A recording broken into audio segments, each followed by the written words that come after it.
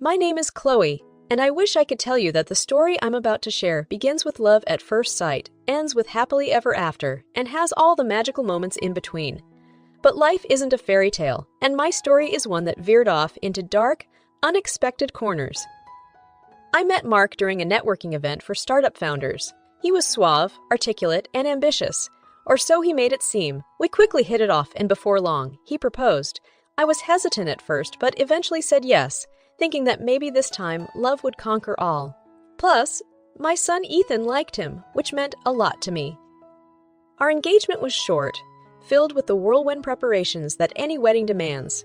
That's when I met Gloria, Mark's mother. She had an air of regality, her nose always tilted upwards as if she were perpetually smelling something foul. From our first meeting, her disdain for me was palpable. So, the fateful day arrived. I was standing behind the curtain, moments away from walking down the aisle. My heart was pounding, not with excitement, but trepidation. "Are you ready, Mom?" Ethan looked up at me, his little tuxedo making him look more grown up than he was. "Yes, sweetheart, let's do this." I smiled down at him, but my nerves were a tangled mess. As I stepped onto the aisle, my eyes skimmed through the crowd. And next to him was Gloria, in a dress almost as white as mine, glaring holes through me. As I walked closer to what should have been the beginning of my happily ever after I heard Gloria lean toward Mark and whisper just loud enough for those around her to hear, "You sure you're doing the right thing, Mark? She doesn't look like our kind." I felt a stab in my gut, and I stumbled slightly. A guest reached out as if to catch me, but I regained my balance and took another step. Mark looked at his mother, then at me, and his eyes briefly met mine. For a moment, I thought he would say something, stand up for me, for us, but he simply turned his gaze away as if avoiding the scene would make it disappear. It took all my strength not to break down right there.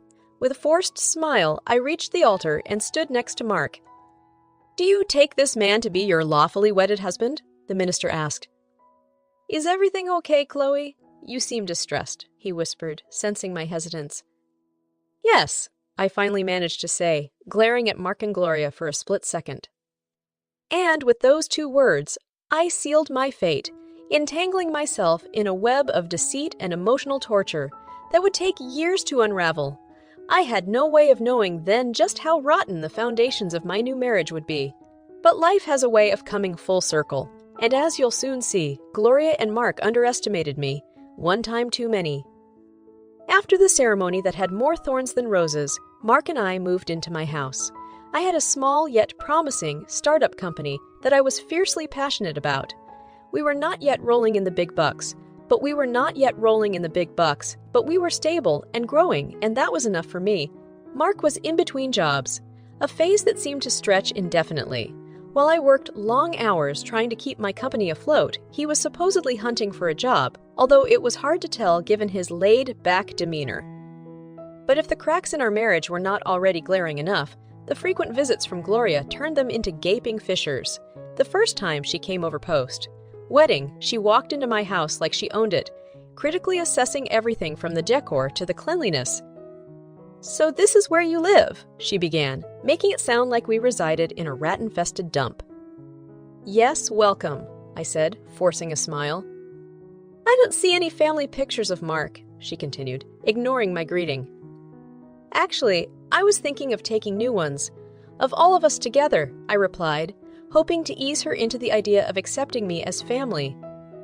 "Ah, well, photographs can make anything look good, can't they?" she said, raising an eyebrow. Mark, who was standing by the doorway, gave a slight chuckle. It was the first time I had seen him laugh in weeks, and it was at my expense. It was at that moment I knew, deep down, that I was alone in this marriage. A week later, Gloria visited again, this time arriving just as I was preparing dinner. What's that smell?" she said as she entered, scrunching her nose. "I'm making lasagna. It's Ethan's favorite," I answered defensively. "Ah, lasagna! The refuge of the unimaginative cook," she quipped, again looking toward Mark for approval. "Come on, Mom, let's not start," Mark finally spoke up, but his words lacked conviction, and he avoided eye contact with me. "If you don't set the bar too high, you'll never be disappointed, I suppose," Gloria shrugged, taking a seat at the dining table as if it were her throne. Ethan sensed the tension and retreated to his room, casting me a worried glance as he left. I caught his eye and tried to offer a reassuring smile, but inside I was seething. It was becoming painfully obvious that my marriage wasn't just a union between me and Mark. It was an alliance with his overbearing mother and his passive compliance to her emotional tyranny. In every corner of my own home, I began to feel like a stranger. The taunts, the mockery, the glaring emotional abuse. It was as if I had to prove my worth for a seat at my own dinner table. And Mark, he watched it all unfold like a spectator, never lifting a finger, never saying a word in my defense. The emotional erosion was slow but incessant. Each of Gloria's visits wore away a little more of my self-esteem, my confidence, and my hope that Mark and I could ever be truly happy. And all the while, I couldn't shake the feeling that they both believed I was the lucky one, the one who had married up, the one who should be grateful. They say the home is where the heart is. But in my own home, my heart was under siege, my spirit was wilting, and the walls felt like they were closing in. I realized I had to do something, anything, to reclaim my space, my family, and my life. But little did I know, the real battle was yet to come. Time went on, but the situation didn't improve. 2 years had passed since Mark and I exchanged vows, and while my business was beginning to show signs of serious growth, my marriage was floundering in stagnant waters. Mark's job hunt had turned into a perpetual saga of excuses and delays. He started spending more time out of the house, his absences becoming longer and his explanations vaguer. It was on one of these late nights that I noticed a disturbing change in his behavior. Mark stumbled through the door, reeking of alcohol, his eyes bloodshot. Ethan was already asleep, and for that, I was grateful. "Where'd he been?" I asked, trying to keep my voice steady.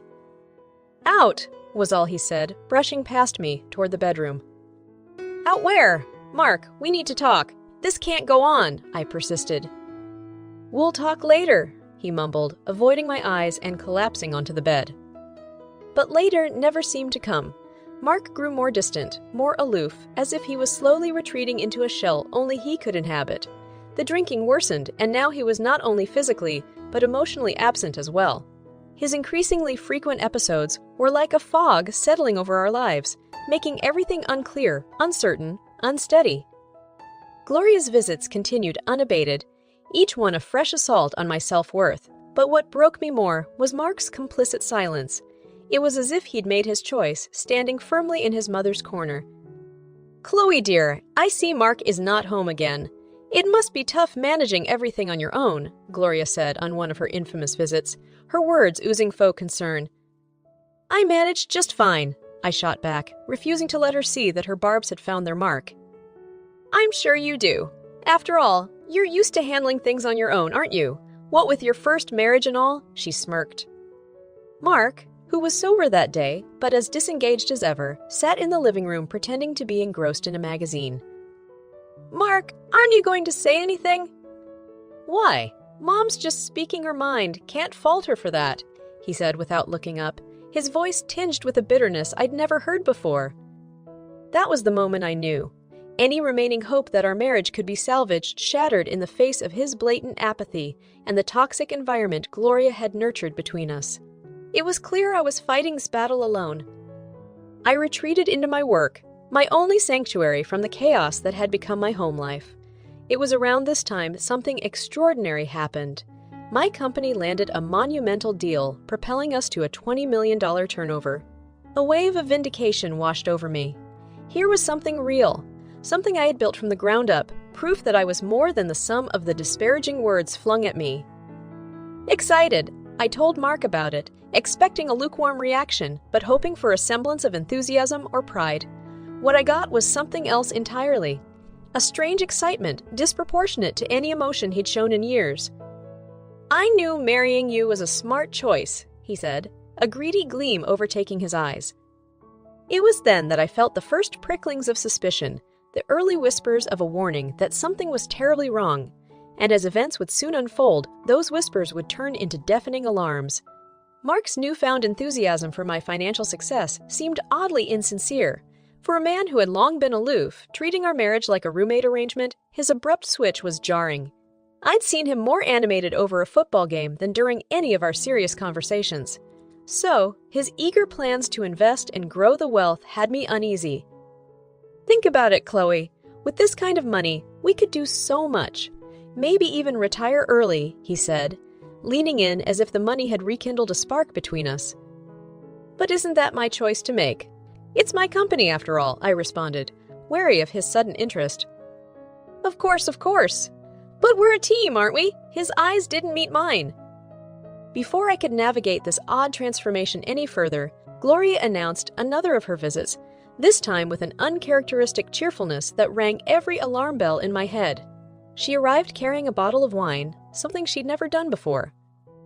I thought we should celebrate. A toast to Chloe's wonderful achievement, she declared, her voice dripping with saccharine sweetness. I appreciate the gesture, I said cautiously. It's unusual, but appreciated. Ah, well, we're all full of surprises, aren't we? She replied, winking at Mark, who grinned back. Ethan, my ever-observant son, sensed the strange air. As Gloria proceeded to pour the wine into the glasses, Ethan tugged on my sleeve. Mom, I think Grandma put something in your glass, he whispered, his little eyes filled with concern. Thank you, baby, I whispered back. Can you go and ask Grandma to show you the pictures of her last vacation? Okay, Mom, he nodded, sensing the gravity of the situation. Gloria and Mark were momentarily distracted as they gushed over some photos. Seizing the moment, I switched my glass with Gloria's.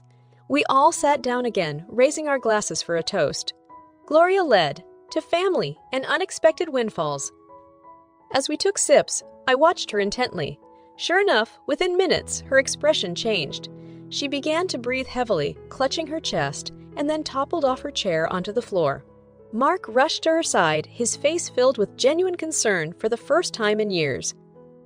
It's hard to enjoy the wine when it's laced with poison, isn't it? I said, staring down at them both. What have you done? Mark spat out. Me? I merely switched our glasses when I suspected you were up to no good, I replied coldly. Gloria, gasping for air, looked up at me with malicious eyes. You'll regret this. I've regretted many things, Gloria. But taking action today isn't one of them. You've made your bed, now lie in it. I'll be calling the police to report an attempt on my life. Mark looked at me, his eyes widening with the realization that his life was about to unravel. Chloe, let's talk about this. No more talking, Mark. You either leave quietly and we proceed with the divorce, or I report this and both of you face the consequences. I'd had enough. Years of silent suffering had armed me with a resolve of steel. It was time to break the shackles, regain my life, and protect my child. The tables had turned, and I was no longer the one on shaky ground. As the police sirens wailed in the distance, I knew that the road ahead would be tough. But for the first time in years, I felt a weight lifted off my shoulders. It was the end of a miserable chapter and the beginning of one where I would be the author of my destiny. The sirens drew closer, their wails slicing through the tense air of the room. Mark's face was a mask of disbelief, as though he couldn't comprehend how things had unraveled so quickly. Gloria, recovering from her initial shock, but still breathing heavily, glared at me as if I had committed an unforgivable sin. Do you understand the seriousness of your actions? I asked, looking from Mark to Gloria. You tried to poison me. This isn't just a family spat. This is a criminal offense. We can talk this out, Mark pleaded. We don't have to involve the authorities. You had 2 years to talk things out, Mark. That ship has sailed, I shot back, my voice tinged with bitterness and finality. Gloria, seeming to regain her strength, now chimed in. You're making a big mistake, Chloe. Deserve this! He deserves far worse, I retorted. But I'm not doing this for revenge. I'm doing this for justice, for myself, and for Ethan. He deserves a better life than to be caught in this twisted web you two have spun. The door burst open, and 2 police officers walked in, assessing the situation. We received a call about an attempted poisoning? Yes, officers, that's correct, I confirmed. I think there's been a misunderstanding, Gloria tried to interject, but one of the officers held up a hand to silence her. We'll need to collect evidence and take statements, he announced, proceeding to bag the wine glasses and bottle. As they conducted their initial investigation, my eyes met Ethan's. He looked worried but also relieved, as if he knew things were about to change for the better. Days turned into weeks, and the evidence against Gloria was damning. The toxicology report confirmed the presence of a substance in her wine glass capable of causing severe harm or death. It was the same glass she had intended for me. During the court proceedings, Mark finally showed a flicker of conscience. It was my mother's plan, he admitted in a hushed courtroom. But I let it happen. I let her fill Chloe's glass. The judge looked at him sternly. And you think that absolves you? Being a passive participant in an attempted murder makes you equally culpable. In the end, the gavel came down hard on both of them. Gloria was sentenced to 5 years in prison, while Mark, due to his admission and lack of direct involvement, was given a hefty fine and a restraining order. Before we finalized this divorce, I told him outside the courtroom, "You need to understand that from here on out, you are to have no contact with Ethan or me. You'll pay the alimony and child support as mandated by the court, and that's the end of our dealings." Mark nodded, his face etched with regret and loss. But it was too late for second chances. The damage had been done, the trust irrevocably broken. As I walked away, papers in hand, I felt a cathartic release wash over me. I was free, free from the mockery, free from the mockery, free from the subjugation, and most importantly, free from the constant dread that had shrouded my life. I had fought back and reclaimed my narrative, showing my son that no amount of bullying or betrayal should ever be tolerated. It was time to turn the page and start a new chapter, one where the protagonist finally takes control of her destiny. I had battled the dragons and emerged victorious, ready to live my life on my own terms. It wasn't a happy ending in the traditional sense, but it was a just one, and sometimes justice is the best form of closure one can hope for. With the court proceedings over and the divorce papers finalized, I felt like I was emerging from a tunnel into the light. There was a newfound space around me, devoid of the oppression and constant tension I'd experienced for so long. Yet, despite the relief, I couldn't shake off a nagging question. How had I allowed myself to be subjugated and belittled for years? The answer lay not in external circumstances, but within me. I needed to reckon with my own vulnerabilities, the weaknesses that had made me susceptible to such mistreatment. I sat down with Ethan, who had been my rock throughout this ordeal, for an open and earnest conversation. "Ethan, do you know why Mommy had to go through all this?" I asked him, trying to put a complicated matter into terms a 6-year-old could understand. "Because Grandma and Dad were mean," he offered, his innocent eyes searching for confirmation. "Yes, but it's also because Mommy didn't stand up for herself earlier. And that's something you should learn from. Never let anyone make you feel small, okay?" He nodded, his young mind absorbing the lesson. "I won't, Mommy!" Weeks rolled into months, and my business continued to grow. With Gloria in prison and Mark out of our lives, I could focus entirely on my work and Ethan. The house felt lighter, happier, like it had been exorcised of malevolent spirits. Yet one day, a letter arrived. It was from Gloria, penned from her prison cell. Reading it, I could feel her vitriol seep through the paper. "You may have won this round, but life is long. You haven't seen the last of me." It was unsettling, to say the least. I considered ignoring it, but a stronger part of me resisted that urge. I decided it was time for a face-to-face confrontation to close this chapter once and for all. I visited the prison where Gloria was held, sitting across from her in the visiting room. "I got your letter," I began, locking eyes with her.